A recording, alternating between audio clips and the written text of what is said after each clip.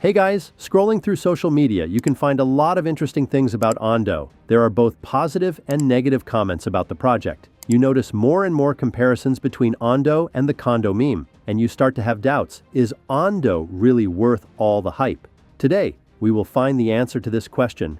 We will analyze why Ondo Finance is a leader in the entire RWA space, why BlackRock is interested in this project, and how they are planning and already buying Ondo tokens.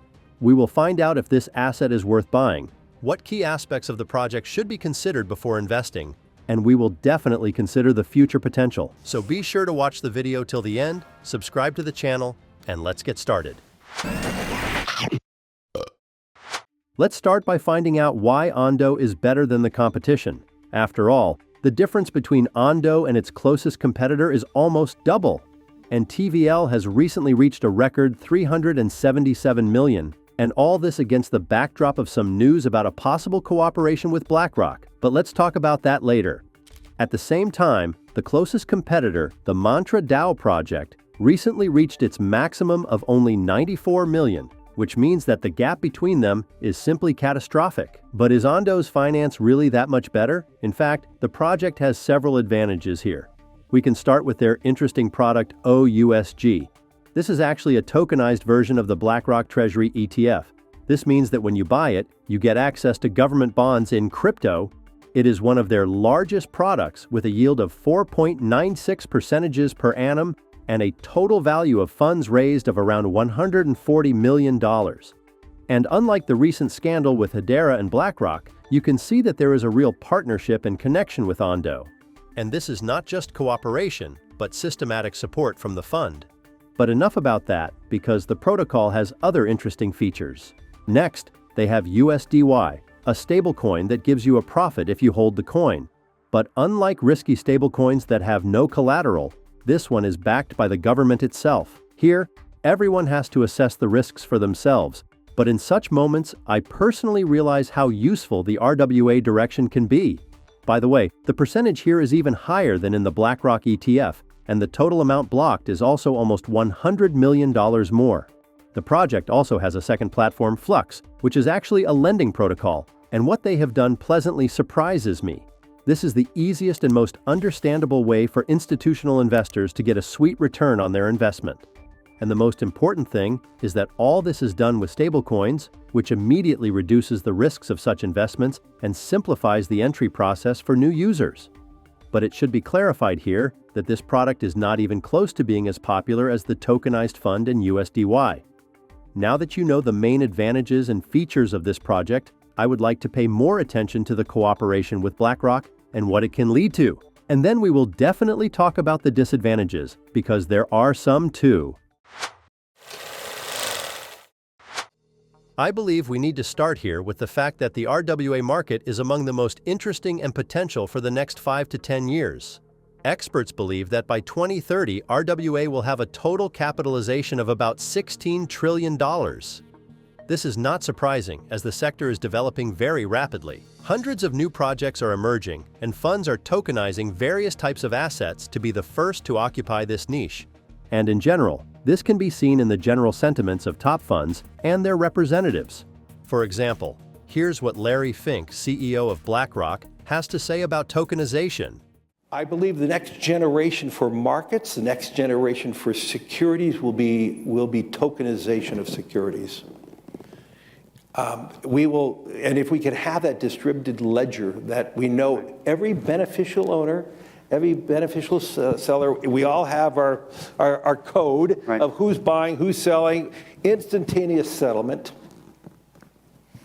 And think about it, it changes the whole ecosystem.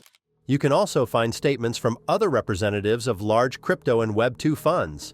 It is clear that RWA is no less promising than AI. But I would like to focus on some interesting points related to BlackRock and Ondo. As I have already mentioned, BlackRock is the largest investment fund that actively cooperates with the Ondo project and contributes to its development.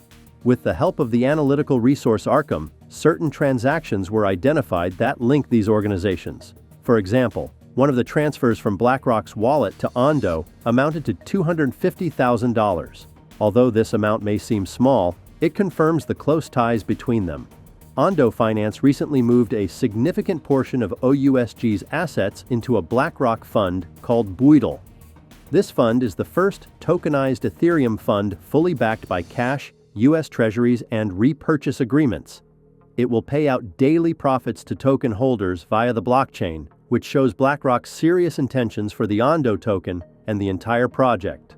Before we move on to analyzing the disadvantages of this project, I would like to draw attention to a rather important upside that I did not mention in the first part of the video. Currently, Ondo Finance ranks 4th in TVL among all RWA projects, and unlike other protocols, it supports up to 5 blockchains, and soon it is planned to add another one, Cosmos, which means that there should be even more liquidity in the project, so it is likely that we will see a 2-3 mark. And now, I propose to move on to the disadvantages of the project, because their assessment is very important before investing. Unfortunately, like any other project, Ondo has its drawbacks, and they are pretty big. So, I thought it was my duty to tell you about them before my price prediction. First of all, I would like to say that the tokenomics of the project looks terrible. Most of the total supply is distributed to early investors and the team. At the same time, only a little less than 14% of the total supply is currently in circulation. But let's talk about unlocking a bit later. In addition to tokenomics, I would also like to mention the lack of direct utility for the token itself. There are no other utilities except participating in voting for Ondo stakers. At the same time, these votes are not rewarded, which does not motivate people to block their coins for a long time. The last thing I want to mention is the limited access to the platform.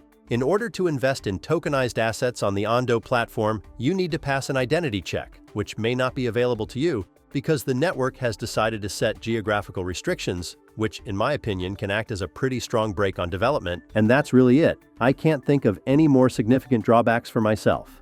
So if you disagree with me or can think of something else interesting, please share it in the comments. In the meantime, let's move on to my price prediction. Nice. I want to make it clear that I am only giving my subjective opinion on the future price. This is not financial advice, so be sure to do your own research and invest wisely. First, let's talk about tokenomics, as I promised. Every month until the end of 2024, less than 1% of the supply will be released. On a market scale, this is very small and should not be a problem.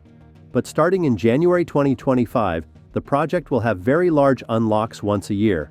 Therefore, I consider investing in Ondo as a medium-term speculation and will definitely be looking for exit points by the year 25. I already made a video about this asset and then decided to buy it at 76 cents, which is almost 10 cents below the current price. I also left a certain amount of stablecoins so that in an even worse scenario, I could buy this asset at the support levels of 65, 60, and 50 cents. And here, if we talk about the medium term and take a more or less viable scenario, I see a very realistic target of $1.52. At the same time, even if there is no breakthrough to 50-60 cents, there will be quite a good profit even from the current levels. I believe that this is a fairly realistic prediction, and if we talk about a bullish one, the numbers will reach $4 to $5. In all this story, we need to understand that this field is quite new, and the project already has considerable support from BlackRock and Larry Fink. And as we all know, neither the fund nor Larry himself likes to lose. For example, there is the well-known H-bar, and I believe that if we see a real bull market by the end of 2024, Ondo could well reach 5 to 6 times its price. However, don't forget about the rather unpleasant tokenomics and the lack of utility for the token at this stage. That's why I can believe in the pump story of the Ondo token. What do you think about all this? Share it in the comments. And I would like to remind you that this video is by no means a financial recommendation. This is just my vision and thoughts on the market, so always do your own research before investing and invest wisely. Please like the video if you enjoyed it. Subscribe to the channel so you don't miss the growth of coins. Thanks for watching Your Coin Post.